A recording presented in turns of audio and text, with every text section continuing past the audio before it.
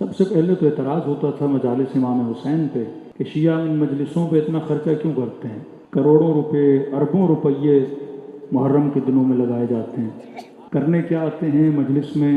تو کہا گیا شہادت امام حسین کو سننے آتے ہیں۔ تو کہا ایک واقعہ جو سنایا گیا اسے ہر سال کیوں سنایا جاتا ہے؟ کس کو نہیں پتا کہ امام حسین کس طرح شہید ہوئے؟ سب کو پتہ ہے۔ خصوصیت واقع امام حسین کیا ہے کہ ہر سال اس واقعے کو ریپیٹڈلی سنایا جاتا ہے۔ قرآن مجید میں پروردگار عالم نے کئی بار حضرت موسیٰ کا واقعہ سنایا اور ریپیٹڈلی سنایا، حضرت آدم کا واقعہ ریپیٹڈلی سنایا، شیطان کا واقعہ ریپیٹڈلی سنایا۔ تو سوال ہے ایک واقعہ جب سورہ بقرہ میں بتا دیا اسے آگے بتانے کی کیا ضرورت ہے؟ ایک واقعہ جو سورہ ہود میں بتا دیا پھر سورہ طٰہٰ میں اس کو بتانے کی کیا ضرورت ہے؟ اگر یہ کہا جائے کہ امام حسین شہید ہوئے لہذا ہم ان کی شہادت کا ذکر کرتے ہیں، تو تاریخ اسلام میں شہادتیں تو بہت ہیں۔ جناب زید کی شہادت ہے لیکن ان کے واقعے کو ہر سال اس طرح نہیں منایا جاتا جس طرح امام حسین کے واقعے کو مناتے ہیں۔ اتنی روایتیں جناب زید کے لیے ہیں ہی نہیں جتنی روایتیں بالاخص شہادت امام حسین کے لیے، کہ رونا رلانا، آنا نظر دینا، نیاز دینا، پانی پلانا، یہاں تک کہ جو مجلس سن نہیں رہا سیکیورٹی پہ کھڑا ہے کسی ظاہر کی خدمت کر رہا ہے، ایک آنسو جہنم کی آگ کو بجھا دیتا ہے۔ نہ صرف مجلس امام حسین، زیارت امام حسین کا فلسفہ، ثواب زیارت امام حسین، بعض اوقات 70 عمروں سے زیادہ، 70 حجوں سے زیادہ۔ کہ روایت میں تھی امام حسین نے کربلا میں آواز دی حل من ناصر ینصرنا، ہے کوئی حسین کی مدد کرنے والا؟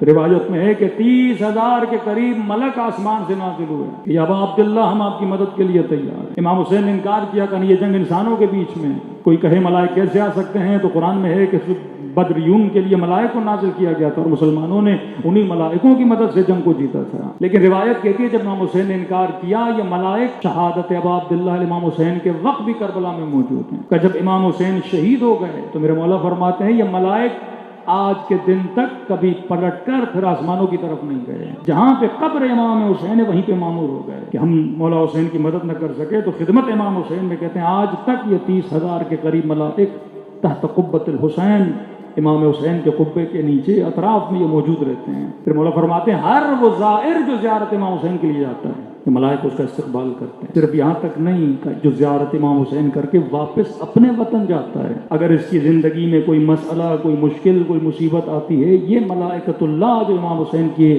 حرم میں موجود ہیں اس مومن کے لیے دعا کرتے ہیں۔ کلمات اور آگے بڑھے گا، اگر اس مومن کا انتقال ہو جائے اس کے تشییع جنازے میں یہ 30,000 کے قریب ملائک شرکت کرنے کے لیے آتے ہیں، کیونکہ یہ زیارت امام حسین کے لیے۔ کس امام کے لیے، کس ولی کی زیارت کا اتنا ثواب ہے جتنا ثواب زیارت امام حسین ہے؟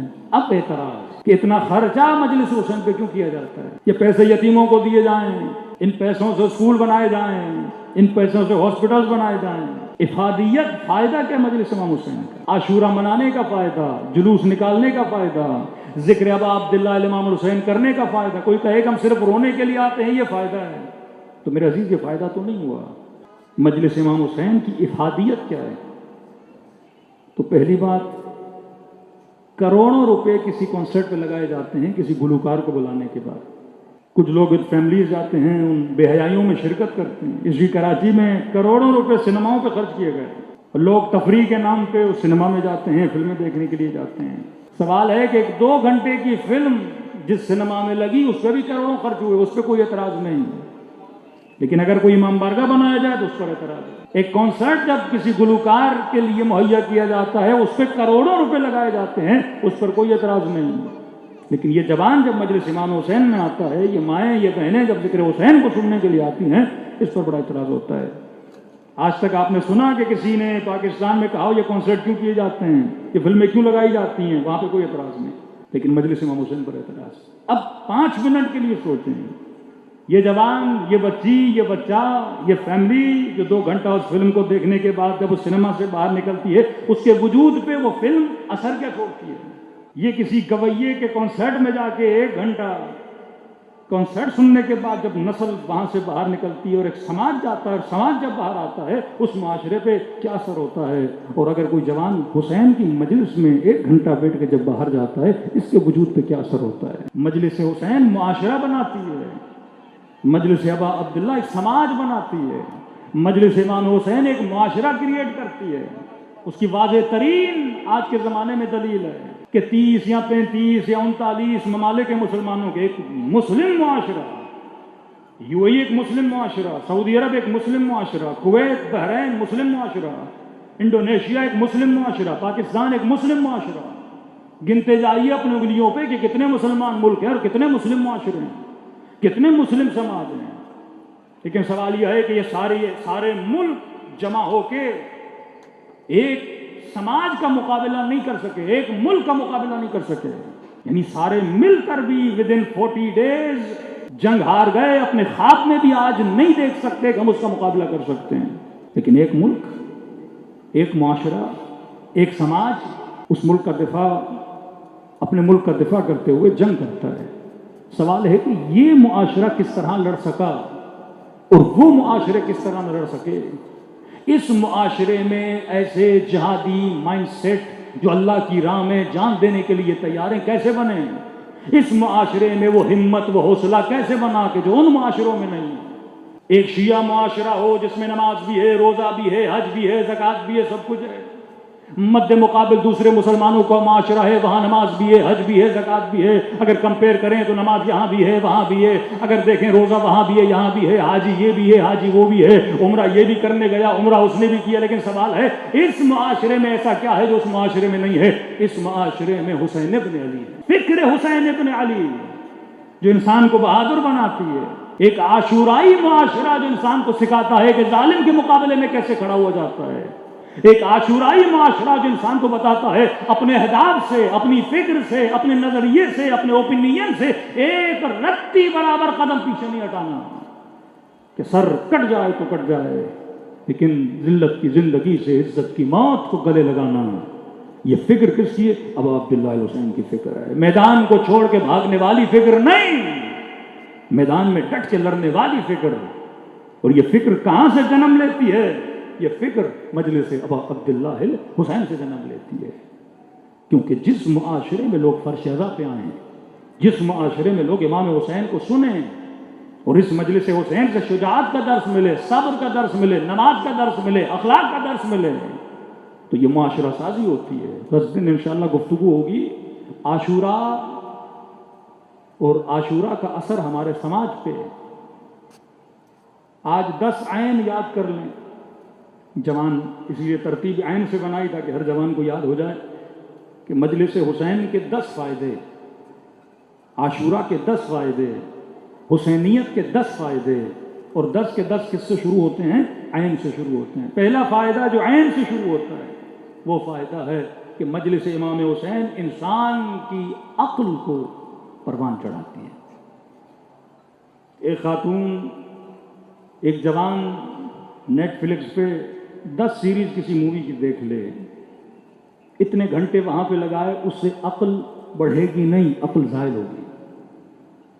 ایک خاتون 30 قصے کسی ڈرامے کو دیکھے اور دیکھے کہ 30 قصوں کے دیکھنے کے بعد میری عقل بڑھی یا میری عقل کم ہوئی، انسان کا مزاج بدل جاتا ہے۔ علماء فرماتے ہیں مجلس حسین کو سننے سے انسان کی عقل کیا ہوتی ہے؟ پروان چڑھتی ہے۔ قرآن میں کئی آیات ہیں، افلا یعقلون افلا یتدبرون، کہ جب جہنمیوں کو جہنم میں ڈالا جائے گا اور پوچھا جائے گا جہنم میں جانے کا ریزن، تب آج دیں گے لو کنا نسمع او نعقل ما کنا من اصحاب السعیر، واللہ اگر ہم دنیا میں سنتے اور عقل سے استفادہ کرتے آج جہنم میں نہیں جا رہے ہوتے۔ تو مطلب جو صاحب عقل ہے وہ خود کو جہنم سے بچا لیتا ہے۔ کربلا عقل کو بیدار کرتی ہے، اور جب تک لشکر یزید میں تھا عقل سوئی ہوئی تھی، جیسے امام حسین سے ملاقات ہوئی اور کی عقل کیا ہو گئی؟ بیدار ہو گئی۔ کتنے لوگ ہیں جو مجلس امام میں آنے سے کوئی شراب چھوڑ دیتا ہے، کوئی زنا چھوڑ دیتا ہے، کوئی اپنے کردار کو بدل دیتا ہے، تو مجلس حسین کیا جن عقلوں پہ زنگ لگ جاتی ہے، اس زنگار کو مجلس ابا عبداللہ حسین کیا کر دیتی ہے؟ دور کر دیتی ہے۔ تو پہلا فائدہ مجلس امام حسین کا کہ عقل اس مجلس سے کیا ہو جاتی ہے؟ بیدار ہو جاتی ہے۔ دوسرا عین، پہلا عین عین عقل، کہ مجلس ابا عبداللہ عقل کو بیدار کرتی ہے، اور قرآن میں کئی آیتیں ہیں عقل کے حوالے سے کہ انسان اپنی عقل سے کام لے۔ فرق ہے حیوان اور انسان یہی ہے کہ انسان صاحب عقل ہے۔ دوسرا فائدہ مجلس امام حسین کا علم، کہ مجلس حسین سے ہمارے وجود کے پیالے علم سے بھر جاتے ہیں، یہاں علم ملتا ہے، یہاں تاریخ کا پتہ چلتا ہے، یا جوانوں کو کھڑا کرے، شیعہ جوان کو کھڑا کرے، پوچھے کربلا کیا، پورا فلسفہ بتائے گا، پوری تاریخ بتائے گا، امام حسین کے رجز، امام حسین کے خطبے، امام زین العابدین کی دعائیں، یہ اتنا علم جو انسان اور نسلوں کو ملتا ہے، یہ کہاں سے ملتا ہے؟ مجلس ابا عبداللہ۔ اور علم کی ویلیو رسول گرامی صلی اللہ علیہ وآلہ وسلم، حضرت محمد مصطفیٰ 779 ٹائم قرآن مجید میں لفظ علم آیا ہے، ویلیو آف علم۔ یا ہوا وہ ہوس کو نہیں بڑھایا جاتا، یا علم کو بڑھایا جاتا ہے، تاکہ یہ جوان زندگی میں اگر کوئی فیصلہ لے اس علم کے بلبوتے پہ لے۔ شادی کرنی علم ہوگا تو انتخاب اچھا، اولاد کی تربیت کرنا چاہے اس کے لیے علم چاہیے، زندگی کیسے گزارنی اس کے لیے علم چاہیے، اپنی آخرت کو کیسے بنانا اس کے لیے علم چاہیے۔ تبھی رسول خدا نے فرمایا کہ عابد کی عبادت سے عالم کی نیند بہتر ہے۔ ایک عالم جب سوتا ہے اور عابد نمازیں پڑھ رہا ہے، فرمایا اس کی نیند اس سے بہتر ہے، کیونکہ عبادت تو ہے پر علم نہیں ہے اس کے پاس۔ خوارج عابد تھے، زاہد تھے، لیکن علم نہیں تھا، ماتھوں پہ سجدے کو نشان، لیکن علم سے خالی امیر المومنین کے مقابلے میں کھڑے ہیں۔ آج کتنے حاجی ملیں گے، کتنے صاحبان عبادت ملیں گے آپ کو، لیکن کیونکہ صاحب علم نہیں تو صاحب بصیرت نہیں۔ مجلس ابا عبداللہ آپ کے وجود کو کیا دیتی ہے؟ علم دیتی ہے۔ عرض کی یا رسول اللہ، اگر مسجد میں بیٹھے ہیں اور جنازہ پڑا ہے، دوسری طرف ایک عالم درس دے رہا ہے، علم بانٹ رہا ہے، تو کیا جنازے میں جا کے شرکت کریں یا عالم کی محفل میں شرکت کریں؟ رسول خدا نے فرمایا تھا ایک کنڈیشن، کیا جنازے پڑھنے کے لیے لوگ ہیں کہ نہیں؟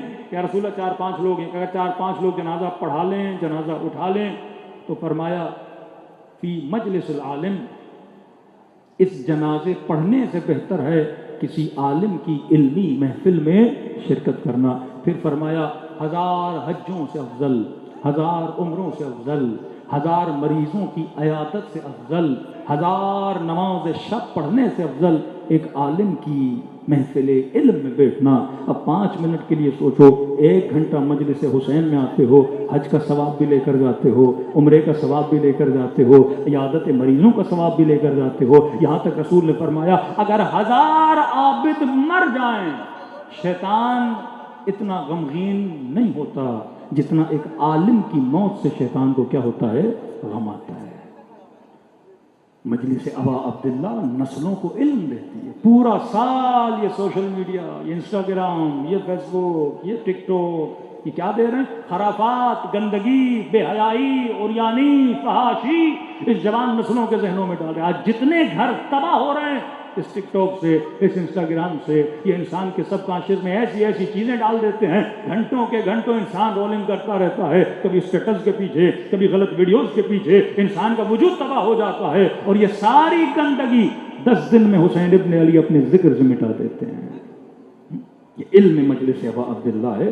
تو پہلا عین، عین عقل، کہ مجلس حسین عقل کو شارپ کرتی ہے، عقل کو کین کرتی ہے۔ آپ کی سلیکشن، آپ کا ریلیشن، کہ کس سے دوستی کرنی ہے، کس کا انتخاب کرنا ہے، کس طرح سے میں نے اپنی زندگی چلانی ہے، یہ عقل بنتی ہے مجلس ابا عبداللہ سے۔ مجلس حسین حر بناتی ہے، مجلس حسین بوذر بناتی ہے، مجلس حسین سلمان بناتی ہے، مجلس حسین قاسم سلیمانی بناتی ہے۔ یہ ذکر ابا عبداللہ ہے جو انسان کے وجود کو سرشار کرتا ہے۔ دوسرا عین، عین علم ہے کہ مجلس ابا عبداللہ علم دیتی ہے۔